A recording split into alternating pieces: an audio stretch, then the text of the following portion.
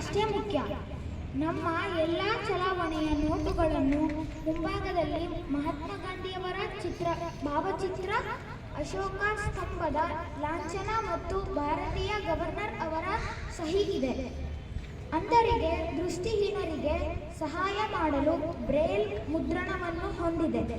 ಹಾಗೆಯೇ ಹಿಂಭಾಗದಲ್ಲಿ ಭಾರತೀಯ ಸಾಂಸ್ಕೃತಿಕ ಪ್ರಾಮುಖ್ಯತೆ ಸೂಚಿಸಲು ಐತಿಹಾಸಿಕ ಸ್ಮಾರಕಗಳನ್ನು ಮುದ್ರಿಸಲಾಗಿದೆ. ಇಂದು ಅದರ ಬಗ್ಗೆ ನಾವು ತಿಳಿದುಕೊಳ್ಳೋಣ. 10 ರೂಪಾಯಿ. ಇದರಲ್ಲಿ ಕೋನಾರ್ಕ್ ಸೂರ್ಯ ದೇವಸ್ಥಾನವು ಕ್ರಿಸ್ತಶಕ 13ನೇ ಶತಮಾನದಲ್ಲಿ ನಿರ್ಮಿಸಿದರು. ಪೂರ್ವದಿ ಗಂಗಾರಾಜನು ವಂಶದವರು 24 ಗಂಟೆ ಮತ್ತು 7 ದಿನಗಳನ್ನು ಸೂಚಿಸುತ್ತವೆ. ಕೋನಾರ್ಕ್ ಸೂರ್ಯ ದೇವಸ್ಥಾನವು ಯುನೆಸ್ಕೋ 1984ರಲ್ಲಿ ಭಾರತದ ವಿಶ್ವದ ಪರ್ಯಟನ ತಾಣವಾಗಿ ಘೋಷಿಸಿತು.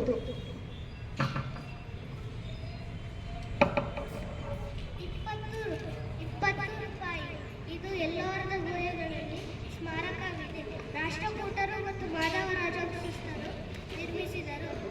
ಎಲ್ಲೋರದ ಗುಹೆಗಳಲ್ಲಿ 34 ಕಲ್ಲಿನ ಗುಹೆಗಳ ಸ್ಮಾರಕವಿದೆ. ಇದು ಏಕಶಿಲೆ ಮತ್ತು ವೈಶಿಷ್ಟ್ಯವನ್ನು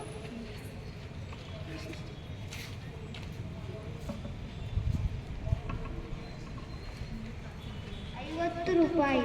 ಇದರಲ್ಲಿ ಹಂಪಿಯ ಕಲ್ಲಿನ ರಥದ ಸ್ಮಾರಕವಿದೆ. ಇದನ್ನು ವಿಜಯನಗರ ಸಾಮ್ರಾಜ್ಯದವರು ಮುದ್ರಿಸಲಾಗಿದೆ. ಈ ಪ್ರಸಿದ್ಧ ಕಲ್ಲಿನ ರಥವನ್ನು 14ರಿಂದ 16ನೇ ಶತಮಾನದ ನಡುವೆ ವಿಜಯನಗರ ಸಾಮ್ರಾಜ್ಯದವರು ನಿರ್ಮಿಸಲಾಗಿದೆ.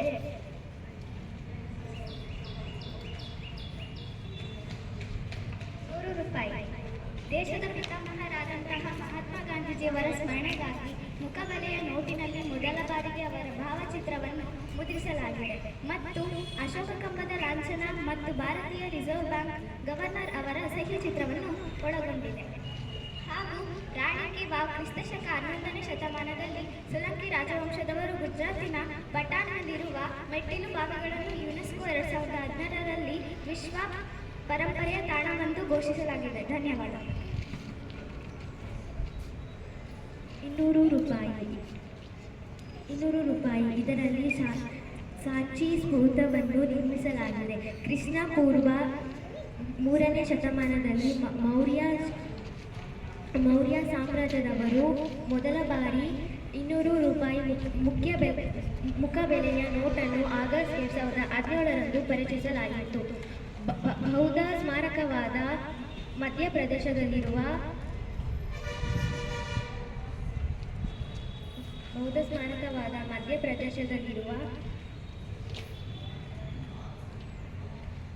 ಧನ್ಯವಾದಗಳು. 500 ರೂಪಾಯಿ. ಇದರಲ್ಲಿ ಕೆಂಪು ಕೋಟೆಯನ್ನು ಮುದ್ರಿಸಲಾಗಿದೆ. ಇದನ್ನು ಮೊಘಲ್ ಸಾಮ್ರಾಜ್ಯದವರು 2016ರ ನವೆಂಬರ್ನಲ್ಲಿ ಹೊಸ 500 ರೂಪಾಯಿ ನೋಟನ್ನು ಪರಿಚಯಿಸಲಾಗಿತ್ತು.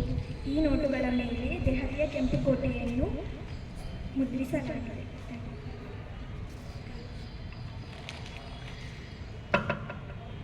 2000 ರೂಪಾಯಿಗಳು.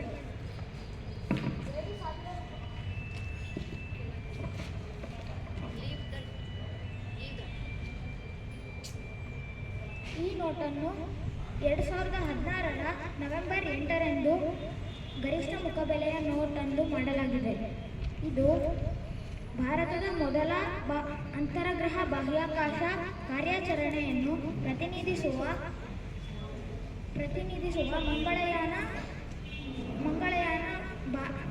ಸ್ವಚ್ಛ ಭಾರತ ಅಭಿಯಾನ ಲೋಗೋ ಹೊಂದಿದೆ. ಆದರೆ ಈಗ 2000 ರೂಪಾಯಿಗಳು ರದ್ದು ಮಾಡಲಾಗಿದೆ. ಧನ್ಯವಾದಗಳು. ಇನ್ನೂ ಹೆಚ್ಚಿನ ಮಾಹಿತಿಗಾಗಿ ನಾಳೆ ಭೇಟಿ ಮಾಡುತ್ತೇವೆ. ಧನ್ಯವಾದಗಳು.